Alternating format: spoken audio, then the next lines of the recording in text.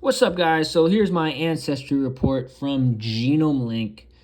Again, no surprise. So Northwest Europe, spin the map, spin the globe. Actually, let's go over the percentages first. So Northwest Europe, 57%, Iberian, 11%, Balkan, 10%, Italian, 9%, Eastern European, 3%, Near East, 3%, Scandinavian, 1%, Dravidian, 0.9%, North African, 0.2%.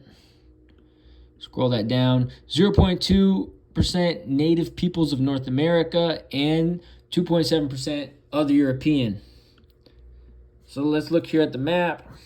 So 57% of my ancestry is from places like Germany, Netherlands, Belgium, France, England, Scotland, Wales, Ireland. Again, I can confirm all of that, right? And then 11% is from Spain and Portugal, mostly Galicia and Portugal, but there is some from Catalunya, Castilla y León, Andalusia, and Extremadura and Cantabria, right? So that's 11%. Balkan, Slovenia, Croatia, Bosnia, Albania, Macedonia, countries like that. 9%, no, 10%. Italy, mostly from Val d'Aoste, Tuscany, Emiliano Romagna, and Bergamo, Lombardia, and Sardinia. That would be 9%. Eastern European, that would be mostly like Russian, Ukrainian, Belarusian type of admixture. 3%. Near East. So it looks like Bilad Hasham, so Syria, Lebanon, Palestine, Jordan, Saudi, Bahrain, Qatar, and I believe I also do have some ancestry from Yemen as well. That would be about 3% as well. Dravidian, so India and Sri Lanka, would also be about 0.9%. North Africa. So again, that's Morocco, Algeria, Tunisia, Libya, Egypt, parts of Sudan. Actually, that even extends to Ethiopia, Eritrea, and Djibouti and Somalia. That would be about 0.2%. Why is not my globe? It's on.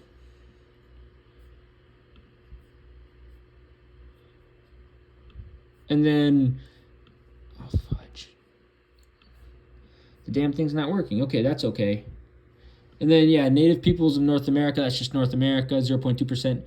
And other European would be like Central European, Hungary, Austria, Switzerland, Poland, Czech Republic, Slovakia. That would be about 2.7%.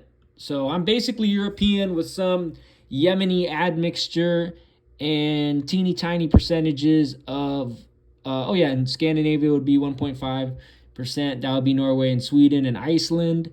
So I'm basically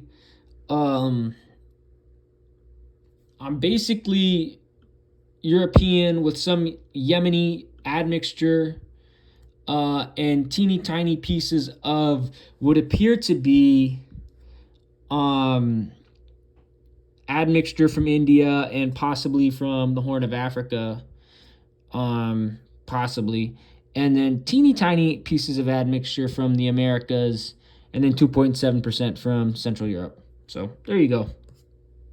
And then you want to go on to my, nope, not that one. Aha, here we go. So this makes a lot of sense because this is what Coach Rafael Chavarria from the Alaska Running Academy, this is what he had told me a while back. So I got 3 fitness phenotypes: endurance profile, speed profile, and strength profile.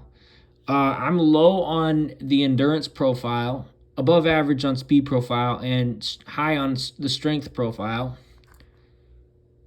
And yeah, so I have low, and this is what I've known like my whole life, because I ran track and field in high school, and I was good at the 100 and mediocre at everything else. So again, makes sense, right? Like I don't, my body just can't take high volume endurance. Like that's not how I'm genetically made, right? Um, so endurance performance,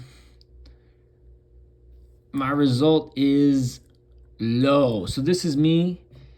So for a European, somebody that's descended mostly from Europeans, I have a low result, low genetic score for endurance, right? Low genetic score for endurance.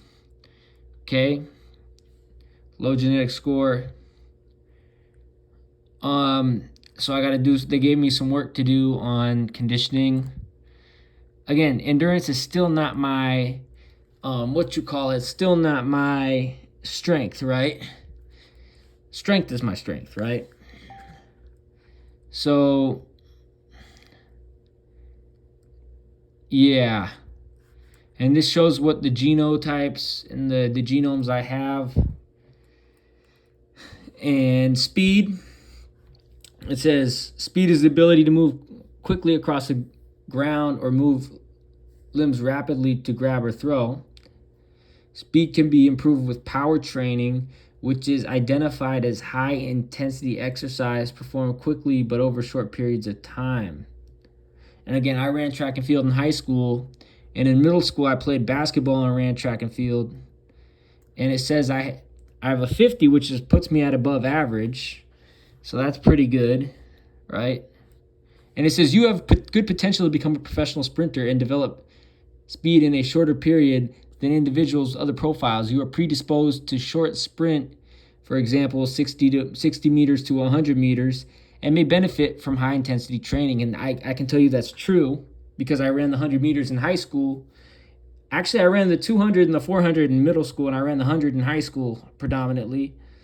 And then in middle school, I also played basketball. So yeah, and I'll show you the genotypes and phenotypes and all that, which I have a pretty good genotype and phenotype for speed and acceleration. Strength performance. Strength is the maximum force that can be exerted by a muscle or group of muscles during a single contraction. Whatever exercise you use, there are 4 key techniques or types to help you build key aspects of strength. Training for explosive strength, training for maximum strength, training for muscle hypertrophy, and training for endurance strength. My result is a 53, and for Europeans, that is high. Okay, that is high for a European. That's my genetic score on strength. Recommendation: you have good potential to become a professional strength athlete and develop strength in shorter period than individuals with other profiles. You may benefit from high intensity resistance training to develop explosive strength. Explosive strength is the ability to display powerful efforts in the shortest amount of time. In the shortest amount of time. Examples: weightlifting, throwing events. And then here are my genotypes for those, which I think are pretty cool. Now, how do I plan to use all these facts, all this information that I know now? Well, here's how. I am hoping to play some Sunday League soccer. And I know that my endurance is shit. I know that my pace and acceleration are above average. And I know that my strength is above average. I'm going to work on improving my conditioning, right? Improving my endurance a little bit, and then really emphasize strength, acceleration, and pace.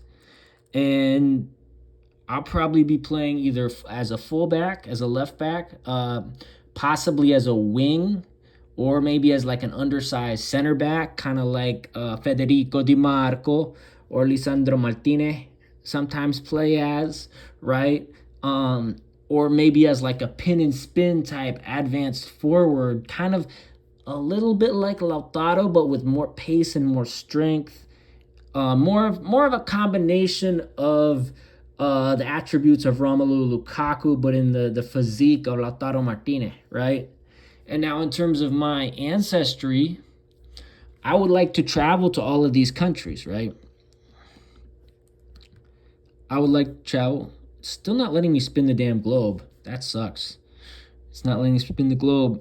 But I'd like to travel to the Netherlands. I'd like to. I've already been to the Netherlands, but I'd like to return to Amsterdam. I think Amsterdam would be a cool place to visit. I'd like to travel to Spain and Portugal. So this is like Netherlands, Belgium, France. I'd like to go to those countries. I don't have much interest in going to the British Isles because they drive on the wrong side of the road. They don't speak English correctly. And yeah, the Prem's just a farmers league owned by big money interests. So I don't have much interest in the British Isles, but I have interest in the Iberian Peninsula.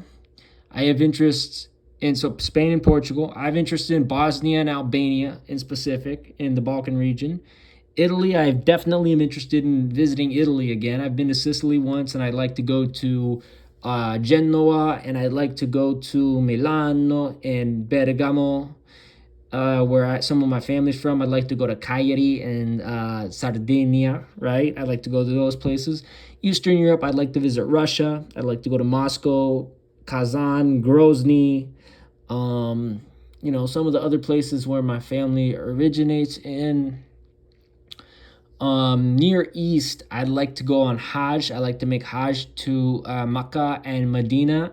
I'd also like to someday, inshallah, visit Yemen to Aden, where some of my family is probably from. Because you didn't know, England, the Netherlands, and Portugal all colonized Yemen. All of those countries colonized Yemen. That's probably why I have Yemeni ancestry. I knew I had some Yemeni in me, but I didn't know. I knew it was going to be a smaller amount, but I didn't know what amount it would be, right? Scandinavia, Stavanger is on my list in Norway, and Jönköping in Sweden is on my list. Maybe Kiruna, but Kiruna sounds like it's too rural for me, TBH. So yeah, Dravidian, South Asia, Sri Lanka would actually be a dope place to go on a little safari out there, you know what I mean? Maybe stay at the Moving Pick in Colombo, something like that. North Africa. Well, this region is quite a broad region.